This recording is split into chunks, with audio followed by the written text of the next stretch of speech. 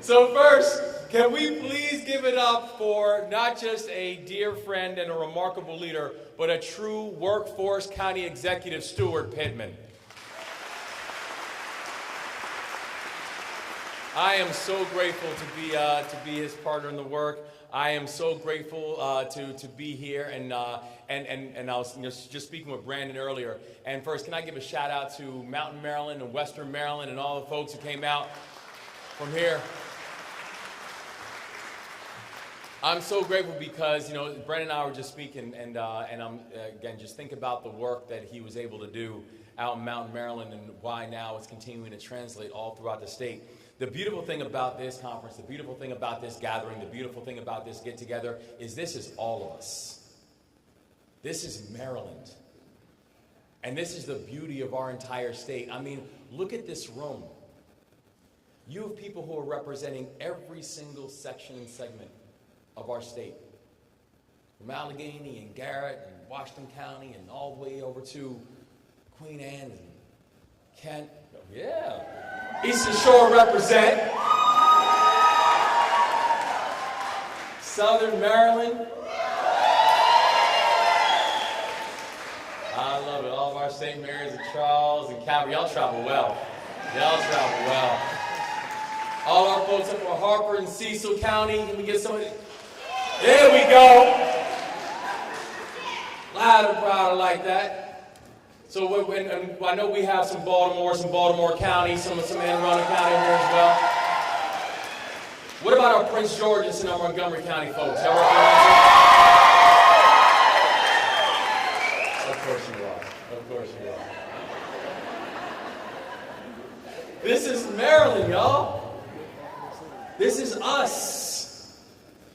This is our state. This is our backbone.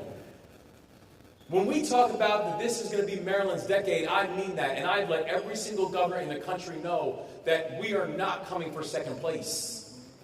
We're coming for the top spot. And I don't just plan on winning. We're going to win by a couple touchdowns. All right? But the reason is because you are not going to put a workforce up that is going to be better than ours. You are not going to put teams and partnership that is going to be stronger than ours. You're not going to outwork us. Maryland has shown that historically, and we're going to show that into the future. And you think about what it takes to make these kind of things happen. I know I was speaking about Brandon earlier, but also I want to give a shout out to Kirk and Kirk Murray and his leadership. And his leadership, I want to give him a round of applause as well. He's been a true champion for economic development. The thing that I know is, and again, y'all should be very proud too, supposedly this is a record-breaking crowd that y'all are having here. That doesn't happen by accident. Progress does not happen by accident. It does not just occur. It's made to happen. And leadership matters, and the reality is that each and every one of you, your leadership and your presence matters. Your voice matters. Your grit matters. Your determination matters.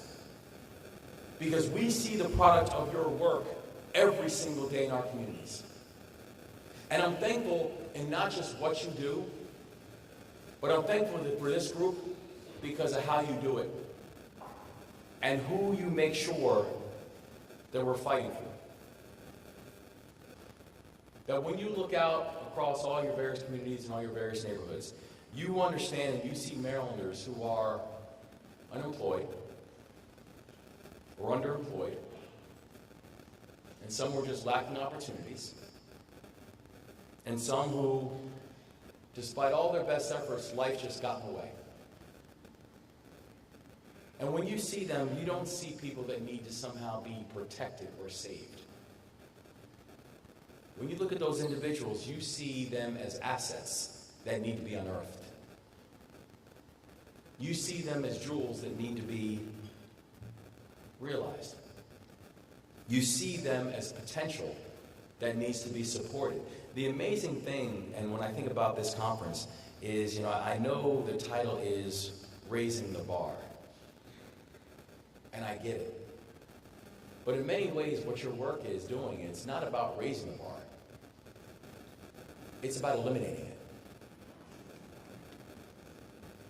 It's about eliminating the bar that oftentimes stands in the way of our individuals who just simply want to be seen and simply wanted to find their own destiny. And not necessarily have people define it for them. And I want to let you know that I share your outlook. Because, listen, and county exec was saying it, I'm new to the politics thing. I'd never run for office before. I don't come from a political family. I don't come from a political lineage. Before I ran for office, I worked in finance. I started my own enterprise, or my own small business in Baltimore. We focus on helping first-generation students make it to and through higher education. Ran one of the largest poverty-fighting organizations in this country, where a lion's share of our portfolio was actually on workforce development. So coming here and knowing that I'm not just with folks from labor, but also folks from DHS, from nonprofit organizations and social service organizations, the backbone of our communities and the backbone of our social fabric. I know from the work that you are doing and from the work that I have done all throughout my life, is that the people who we were working with, the young people we were working with, the people who were just simply looking for an opportunity to be able to achieve their own destiny, that they knew that there was something standing between them and opportunity. Something that unfortunately was structural at times, something that was intentional at times, something that we as a society need to be more intentional about removing. Removing the bar. Removing the barriers. Barriers like being able to acquire the skills that they need at an affordable price. Barriers like getting a second chance if you're returning home, and actually having a second chance actually mean something, instead of trying to make every sentence a life sentence. Barriers like coming from an education system that was solely teaching us how to be employees, but not in teaching us how to be employers. When you give people the tools that they need, they will rise. And that in many ways, we are not products of our environments, but we're products of our expectations. Our job is to build a society that meets people where they are. And the thing about the work that each and every one of you do is you show what that looks like in practice. Our mission and our time within our administration and in our partnership with each and every one of you, it's about how are we building more resilient pathways to prosperities, and to give everyone the opportunity to be able to live their own best lives, create their own best legacies, pass something off to their children and to their grandchildren. Give them an opportunity to have their ambition and their joy actually meet at some point. And that is going to start with investing in registered apprenticeship programs.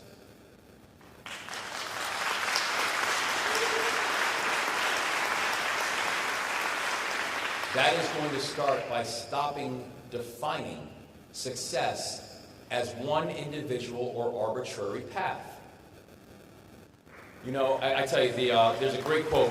There's a great quote by Albert Einstein, which he said, if you tell a fish that the definition of genius is climbing a tree, then that fish will always feel insufficient. Understanding that we're all going to have different paths. And that's okay. I had different paths. Where I know I wear 3 things on me every single day. And I wear them as not just a reminder of how important they all are, but also a reminder that each of those things have fundamentally made me better. The first thing is my dog tags, which you can kind of hear them. I'm not taking my clothes off, everybody. I heard that. So, y'all are too much.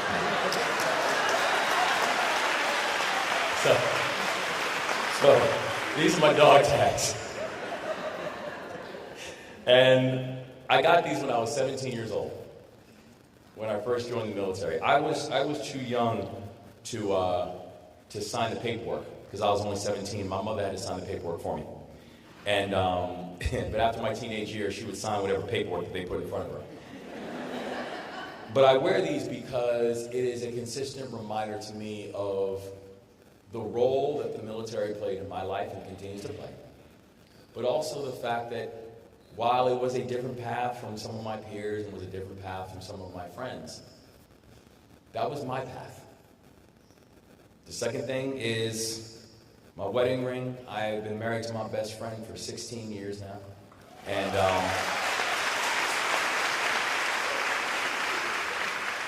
And she's someone who reminds me every single day that she makes me continue to think about being better, and she reminds me that I need to be better every single day. And the third thing is the ring from my 2-year college. And the reason I wear this is because, when people say, well, you ended up graduating from Johns Hopkins and you got a Rhodes Scholarship and you went to Oxford, and they're like, and you wear the ring from your 2-year college. I say, yeah, because that's my foundation. And you don't understand anything. You can't understand anything about my journey if you aren't willing to acknowledge and support my foundation. Right?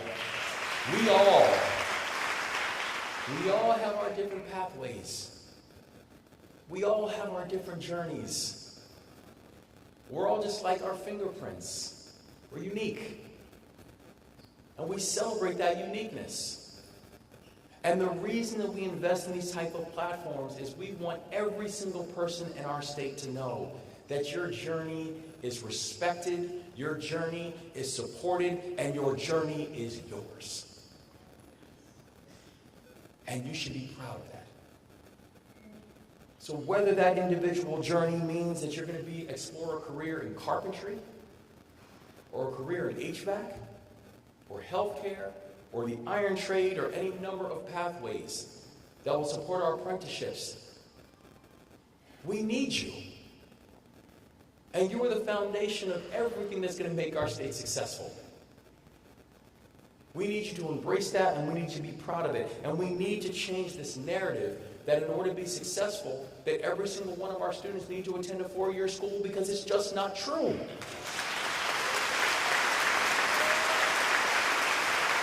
And don't get me wrong, I'm proud of the fact that Maryland has some of the best 4-year institutions in America. That's great, and I'm proud of that. But we're going to end this myth that every single one of us must attend one of them in order to be successful. And we're going to do it in our time. Because right now, over 11,000 registered apprenticeships are becoming a part of Maryland's high-skilled workforce through our apprenticeships. Because I will celebrate that as much as I will celebrate any 4-year school.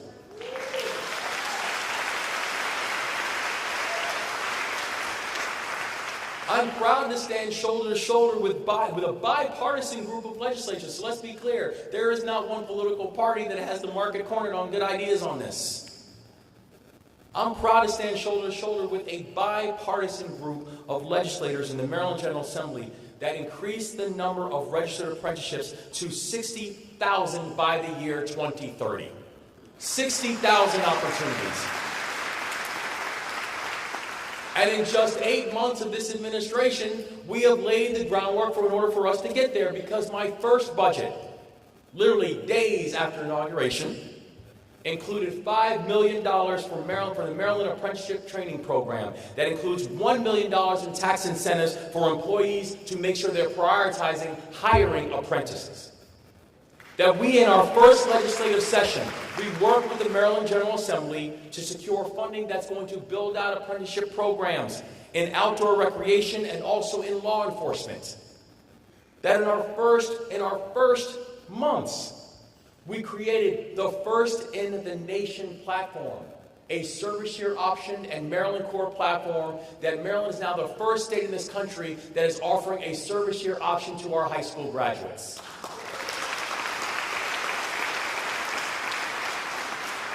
And I tell you right now, while Maryland is the first, it ain't going to be the last.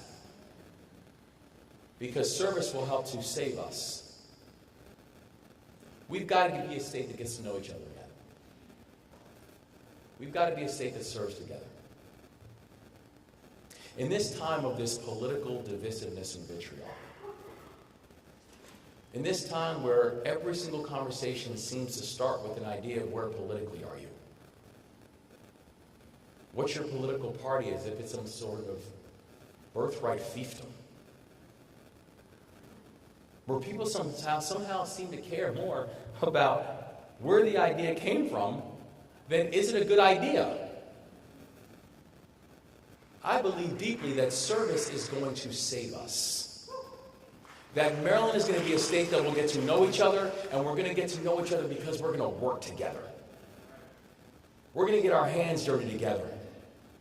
We're going to explore every single part of our state. We're going to get to know each other as people and not as numbers. And when we do that, we are not just going to build the infrastructure for our future, we are going to save our souls. That's why this work is important. We've made an important down payment on our state's future in our apprenticeship ecosystem in Maryland, and Maryland has made the biggest commitment in the country in scaling up apprenticeships, and I want you all to know, if I said it, I meant it, and we are just getting started.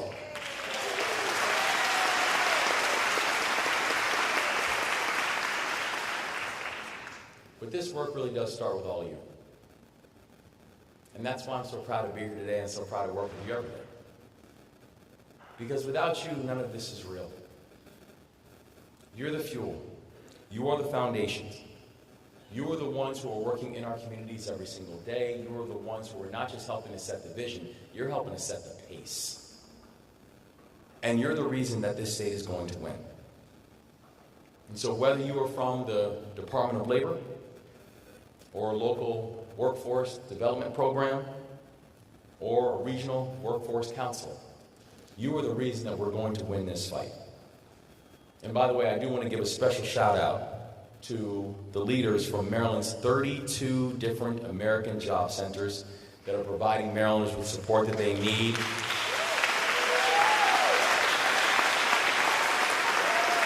In fact, if you are working in one of our 32 American job centers, would you mind either standing or raising your hand so we can recognize you?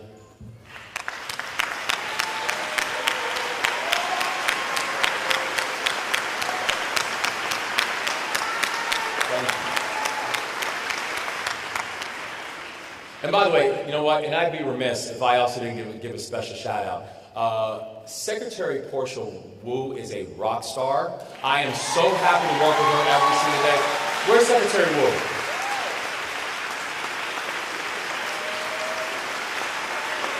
Maryland. How lucky are we that that's our Secretary of Labor? And how lucky am I that I get a chance to work with her every day? And this remarkable team. All of you are playing such an important role in this work ahead. Because of the programs that you run, because of the lives that you touch. You are helping to set the pace of why Maryland is going to win. You are demonstrating the fact that this is not just about raising the bar, it is about eliminating it altogether.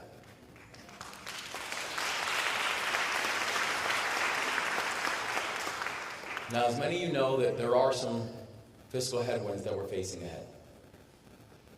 We've been talking about it from the first time we came in, about how exactly to get our economy going again. The fact is that over the past 4 years, Maryland's economy has not kept pace with our neighbors.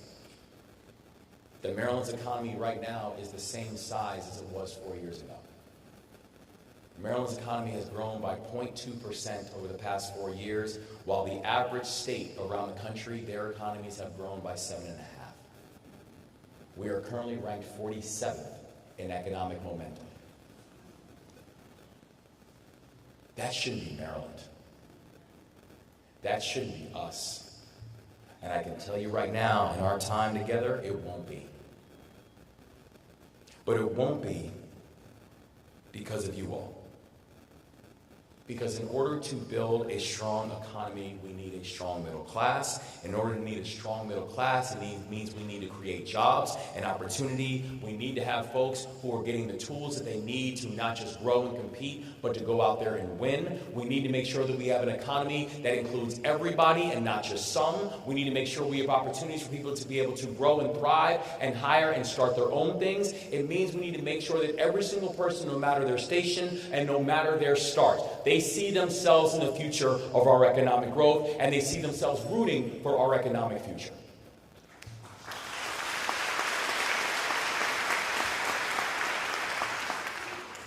And so to do that, the answer then becomes very simple. It means we get to work. It means we compete. I am very competitive by nature, and I acknowledge that, and every single governor in the country has learned that very quickly. But I'm not competitive and I'm not hopeful on false hope. The reason that I'm hopeful is I got you. I'll put you against anyone else in the country. I will put this team against anybody else because you know what it means to fight. You know what it means to really grit it out. You know what it means to build. You know what it means to have vision. And most importantly, you know what it means to leave no one behind. And if we do that, Maryland, if we can build with an intentionality of making sure that we're leaving no one behind in this conversation, it's our time. And it's our decade. And I could not be more proud to be on this journey as your colleague and partner. So bless you all. Thank you for all you continue to do. And let's go build and let's go grow. Thank you all so much.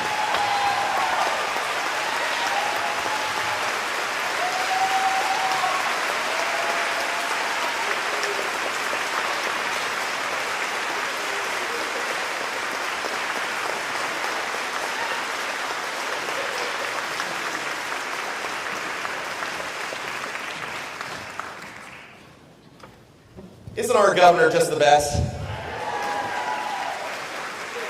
Thank you, Governor Westmore. Thank you so much for coming. So we're going to switch gears a little bit here. We're going to transition. Again, my name is Brandon Butler. I'm the Executive Director of the Maryland Workforce Association. Thank you for coming.